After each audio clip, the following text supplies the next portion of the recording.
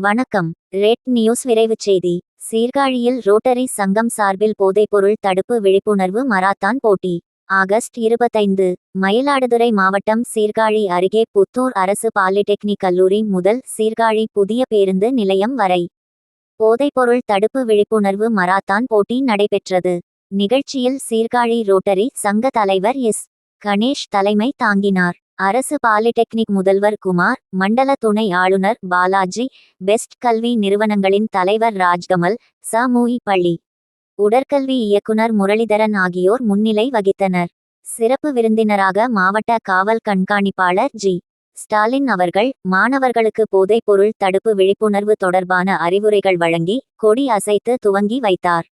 மேலும் போதைப்பொருள் குறித்த தீமைகளை சிறப்பு விருந்தினர், மருத்துவத்துறை இணை இயக்குனர் டாக்டர் பானுமதி அவர்கள் வழங்கினார். இந்நிகழ்ச்சியில் பல்வேறு அரசு மற்றும் அரசு உதவி பெறும் பள்ளிகள், தனியார் பள்ளிகள், அரசு கலைக் கல்லூரி, தனியார் கல்லூரிகள் மற்றும் அரசு பாலிடெக்னிக் கல்லூரிகள் போன்ற நிறுவனங்களைச் சார்ந்த 1512 விளையாட்டு வீரர்கள் போட்டியில் பங்கேற்றனர்.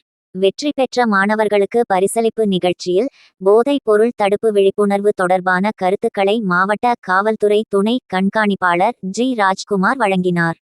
வெற்றியாளர்களுக்கு பரிசுகளை சீர்காழி காவல் ஆய்வாளர் எஸ். புயல் பாலச்சந்திரன் மற்றும் சீர்காழி அரசு மருத்துவமனை தலைமை மருத்துவர் அருண் ராஜ்குமார் வழங்கினார்கள். நிகழ்ச்சியில் பல்வேறு பள்ளி கல்லூரியில் இருந்து உடற்பயிற்சி ஆசிரியர்கள் கலந்து கொண்டனர். கலந்து கொண்ட மாணவர் அனைவருக்கும் டி-ஷர்ட் மற்றும் சான்றிதழ் வழங்கப்பட்டது. நிகழ்ச்சிகள் அனைத்தையும் ரோட்டரி சங்க முன்னாள் தலைவர்கள் மற்றும் உறுப்பினர்கள் அனைவரும் சிறப்பாக செய்திருந்தனர்.